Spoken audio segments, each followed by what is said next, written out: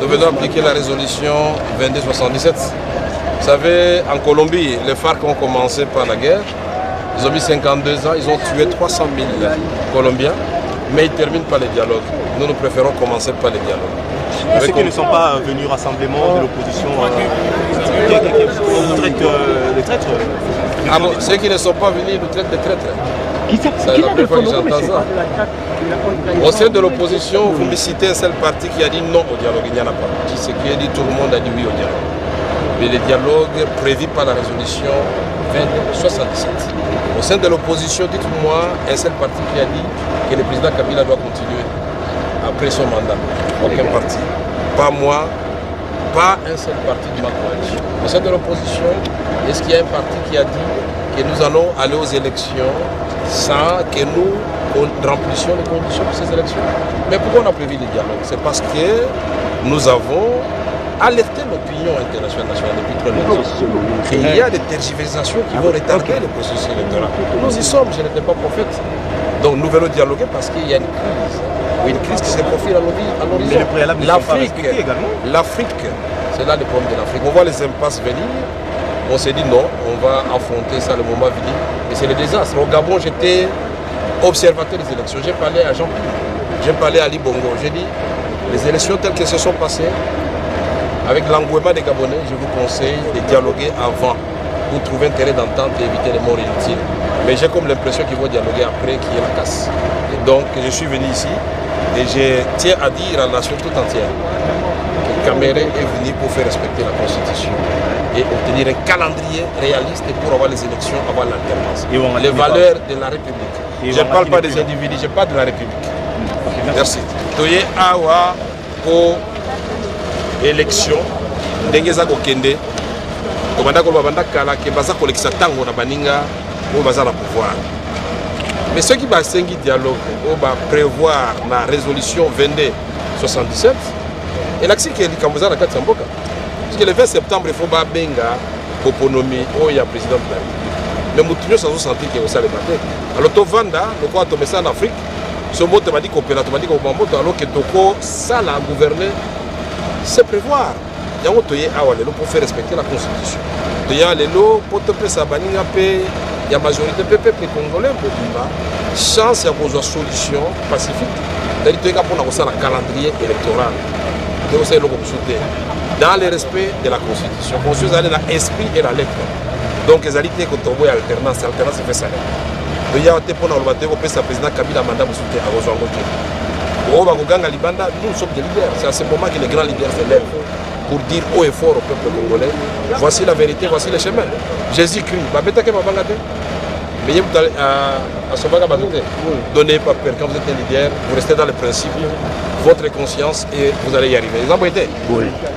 Juste pour dire pourquoi vous avez décidé de joindre le dialogue. Non, parce qu'il y a une crise qui se profile à l'horizon. Nous sommes en pleine crise. Alors, nous voulons faire comme les autres pays africains, c'est-à-dire attendre qu'on aille droit dans les impasses pour chercher des solutions quand c'est compliqué, où nous devons tirer les leçons du passé. À San City, nous sommes allés après que le Rwanda, l'Ouganda et nos propres rébellions RCD, MLC aient déclenché la guerre, perdu beaucoup de vies humaines et de villes. Et nous avons eu le dialogue, on a eu le 1+4. Maintenant, nous ne voulons pas de guerre. Nous ne voulons pas faire le dialogue après les morts. Nous faisons le dialogue avant que nous n'entrions dans une crise insoluble. Voilà la démarche. Respecter et appliquer la résolution 2277 qui fait allusion à notre constitution. La constitution, c'est l'esprit et la lettre. Donc nous sommes là pour avoir un calendrier qui va nous donner l'alternance au pouvoir. Pas le troisième mandat pour le président Kabila, je l'ai dit haut et fort. Une éventuelle transition, vous pourriez y participer? Mais vous voulez que moi je vous dise à quoi va déboucher le dialogue? Je viens ici pour négocier. Nous, l'opposition, nous venons avec un calendrier. J'ai un plan de sortie de crise basé sur 3 scénarios, il n'y en a pas plusieurs. Et c'est le rapport de l'OIF et des Nations Unies, accepté aussi bien par la majorité, l'opposition, Tshisekedi et tout le monde. Premier scénario, nous nous mettons d'accord ici aujourd'hui et même. Avec les fichiers de 2011, nous avons les élections le 27 novembre. Il n'y a pas de problème, mais pourvu que nous acceptions les résultats. Alors que, et la majorité, et nous avons dit que c'est un fichier qui est corrompu. Deuxième scénario, fiabilisation partielle. Ça signifie 9 mois et demi d'enrôlement. Donc nous pouvons faire les élections vers le mois de mars et le mois d'avril. Est-ce que le Congo va disparaître? Troisième scénario, 10 mois et demi.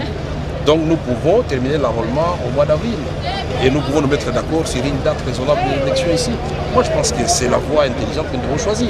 Donc nous venons ici avec un plan de sortie de crise. Monsieur Vital Kamerhe ne vient pas ici pour applaudir, ne vient pas ici pour donner notre mandat, il ne vient pas chercher les postes. Je ne suis pas venu chercher des postes. J'ai été président de l'Assemblée nationale. On m'avait déjà proposé d'être Premier ministre. Ok? Un accord. Être Premier ministre, ce n'est pas mauvais. Mais pour faire quoi?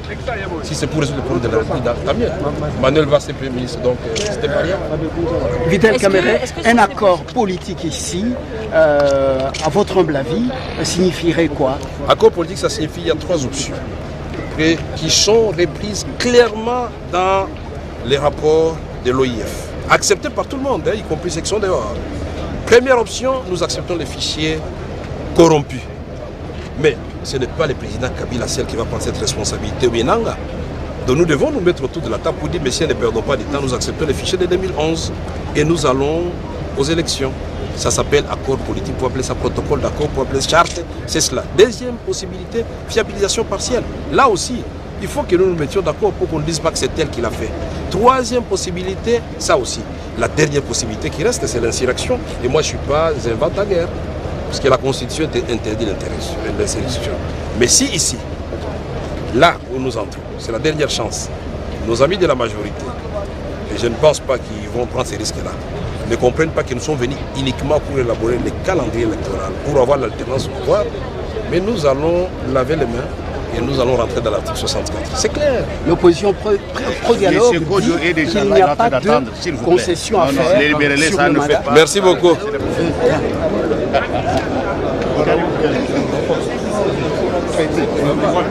Plus ou moins, attendez.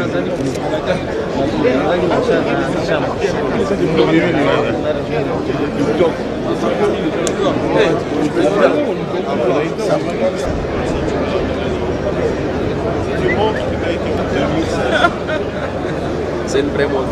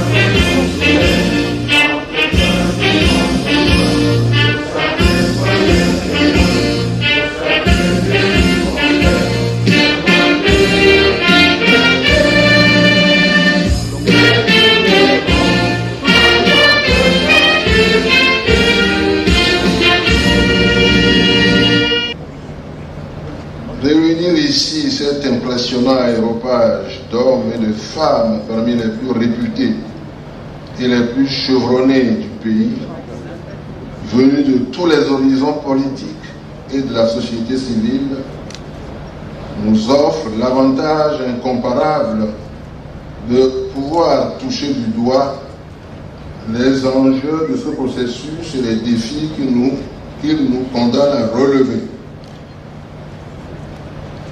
Ce que nous voulions pour notre pays, c'est son droit à une vie honorable, à une dignité sans tâche, à une indépendance sans restriction. Que pourrais-je dire d'autre? Que mort ou vivant, ce n'est pas ma personne qui compte, c'est le Congo. C'est notre pauvre peuple dont on a transformé l'indépendance en une cage, d'où l'on nous regarde du dehors, tantôt avec cette compassion bénévole, tantôt avec joie et plaisir. Mais ma foi restera inébranlable. Je sais et je sens au fond de moi-même que tôt ou tard, mon peuple se débarrassera de tous ses ennemis intérieurs et extérieurs, qu'il se lèvera comme un seul homme pour dire non au capitalisme dégradant et honteux et pour reprendre sa dignité sous un soleil pur. Ce n'est pas moi qui parle, c'est Patrice Emery Lumumba.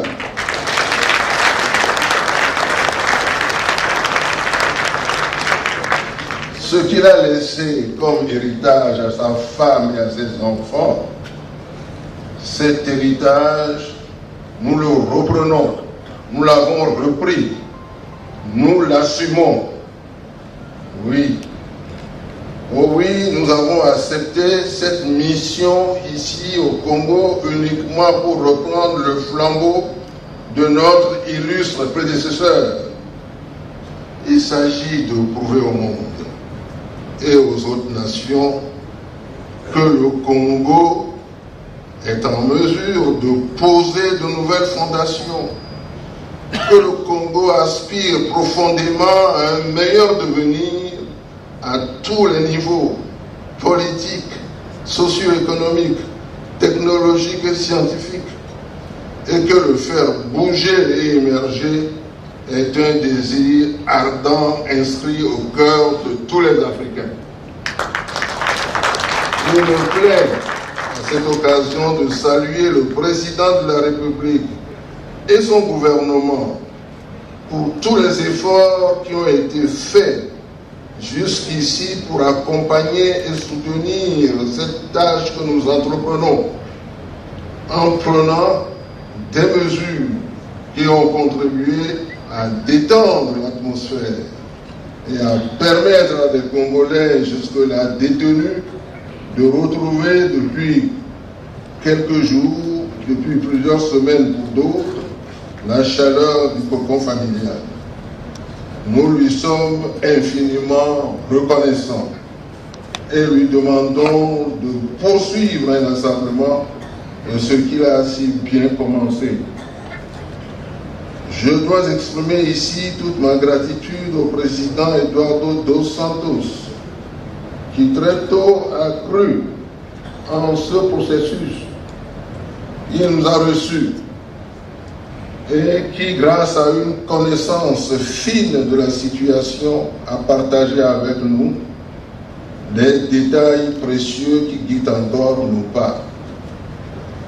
J'exprime aussi toute ma gratitude au président Faure Gnassingbé du Togo, qui suit avec une attention particulière et au jour le jour, je le sais, ce que nous faisons, et qui, dès le départ, nous a encouragés à aller aider nos frères congolais, et qui nous apporte un soutien manifeste, quoique discret.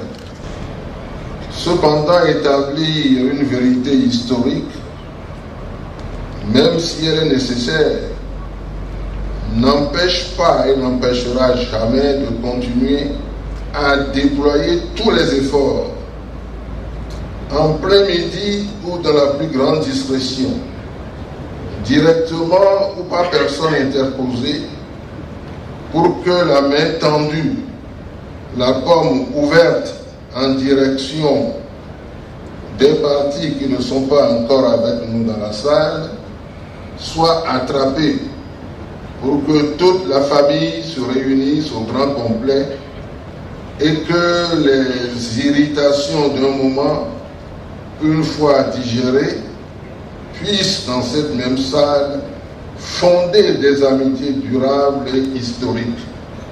Cela aussi, le Congo l'exige de nous. Et nous travaillons toujours d'arrache-pied pour conduire ce processus à bon port. Depuis janvier, quand nous avons été désignés par Mme Zuma, nous n'avons pas lésé sur les efforts. Durant des mois, nous avons fait le porte-à-porte à Kinshasa, effectué de multiples voyages entre Kinshasa, Addis Abeba, Luanda, Paris, Bruxelles, au moins 3 fois, Bruxelles, sans oublier les nombreuses traversées du fleuve Congo.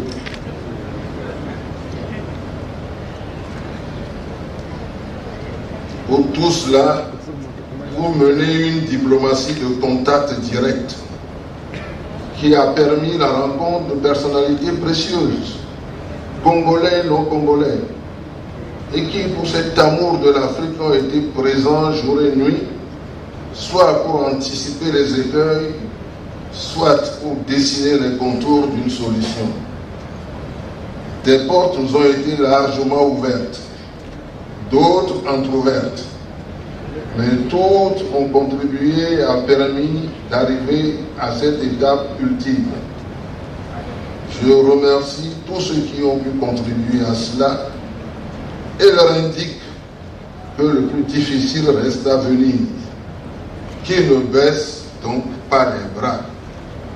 Aux membres du groupe de soutien ici présent, venus de tous les horizons, j'exprime toute ma gratitude une fois de plus. Nous entamons donc la dernière étape du processus de lancement de ces travaux qui a été rendu non seulement possible, mais pour l'Afrique. Je vous remercie.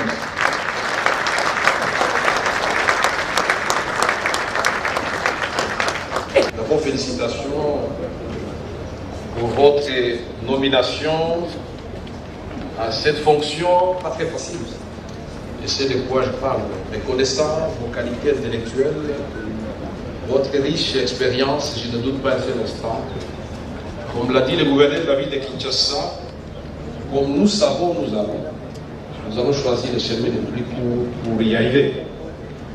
Je souhaite donc bonne chance à toute l'équipe de la facilitation et en même temps, je saisis cette occasion pour saluer les autorités du pays ici présentes, le corps diplomatique qui nous ont toujours accompagnés. Je voudrais terminer par mes pairs de l'opposition. Merci beaucoup pour la confiance que vous m'avez faite en me désignant comme modérateur, chef de la délégation. Je ne veux pas vous décevoir. Nous sommes ici pour parler du Congo, pas de nos ambitions, pas montrer notre capacité à nous insulter ou à nous manquer du respect. Les choses sont sérieuses. En Afrique, on voit les impasses se profiler à l'horizon, on les ignore, finissent par nous rattraper. Il y en a qui préfèrent commencer par la guerre pour terminer par les négociations. Nous sommes ici pour appliquer la résolution 2277 du Conseil de sécurité des Nations Unies, qui a fait mention du respect strict de notre Constitution, qui a souligné de la manière la plus claire que nous devons discuter ici et maintenant de l'organisation des élections pour l'alternance démocratique sans casse, de façon apaisée dans notre pays. qui a prévu les préalables pour un climat apaisé. C'est l'occasion de remercier le pouvoir qui a commencé à prendre un certain nombre de mesures pour décrisper cette ambiance qui ressemblait finalement à une guerre entre l'opposition et la majorité. Alors que dans l'entrée de cette salle, j'ai vu beaucoup de gens m'embrasser. À un moment, je commençais à me poser des questions. Pourquoi les Congolais passent leur temps à se battre alors qu'ils peuvent vite s'entendre et donner des solutions, non seulement au peuple congolais, mais au monde. C'est comme si nous nous étions entendus pour ne jamais nous entendre. C'est préalable. Les prisonniers, quelques prisonniers de guerre et d'opinion ont recouvré la liberté. Geste appréciable. Des télévisions ont été ouvertes à Kinshasa. C'est un pas dans la bonne direction. Mais 5 restent fermés au Katanga. Nous encourageons le pouvoir à aller jusqu'au bout dans la libération des prisonniers politiques et d'opinion, à ouvrir les médias. C'est tout le monde qui va gagner. Ça va élever le pouvoir, ça ne va pas limiter.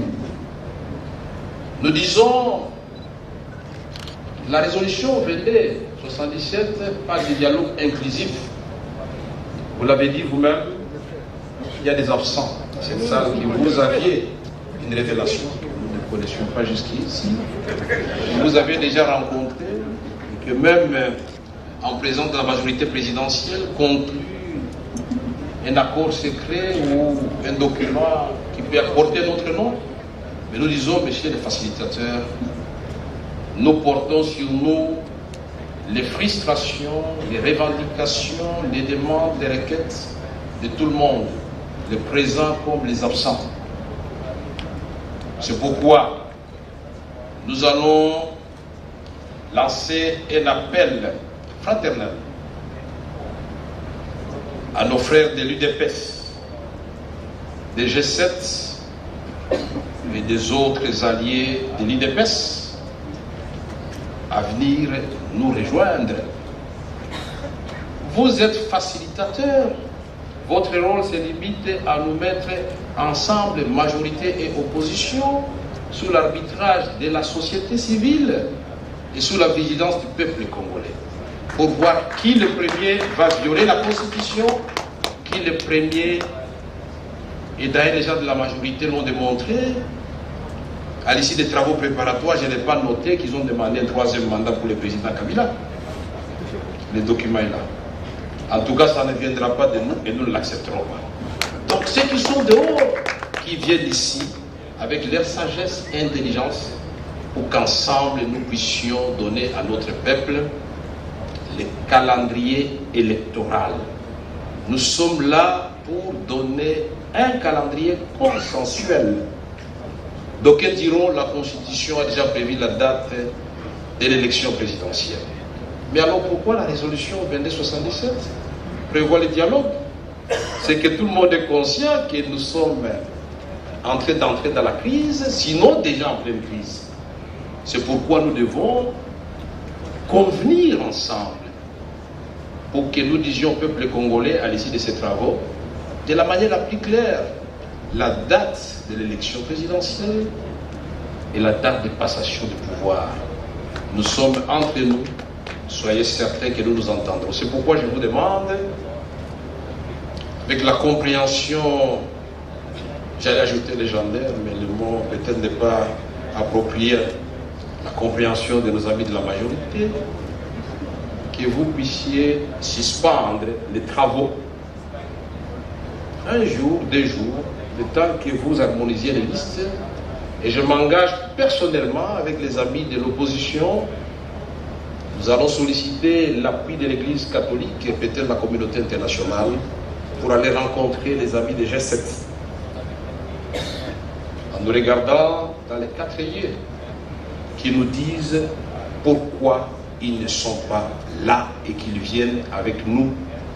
Et il n'y a pas de piège qu'on ne saura pas demander pour que nous voyions l'UDPS et alliés pour dire au président Tshisekedi, avec toute votre lutte et votre expérience, vous devriez être le premier à vous soucier à ce que tous les Congolais se retrouvent ensemble et que nous puissions refaire la cohésion nationale, gage du décollage économique. Sans paix, on a parlé de Béni, mais ça sera tout de suite rappelé le dialogue parce que l'opposition par ma bouche a proposé qu'il y ait des assises sur Béni autour du président de la République, la communauté internationale, qu'ensemble nous puissions dire qu'est-ce qui se passe à Béni et qu'est-ce que nous proposons pour que cette population retrouve la paix.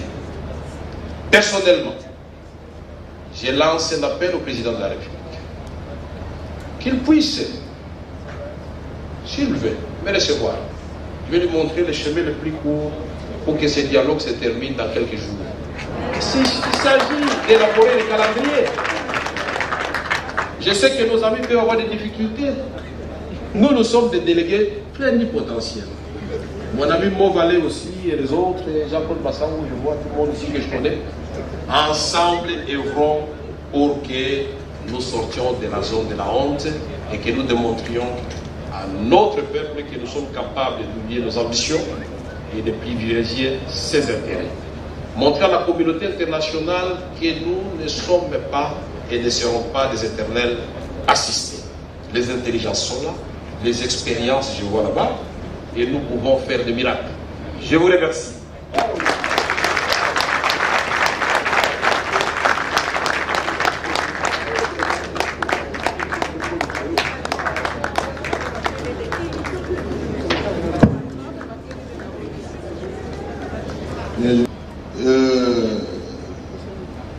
La suggestion de M. Kamere rejoint déjà une position que nous-mêmes au bureau nous avons déjà conçue, à savoir demain on se retrouve ici.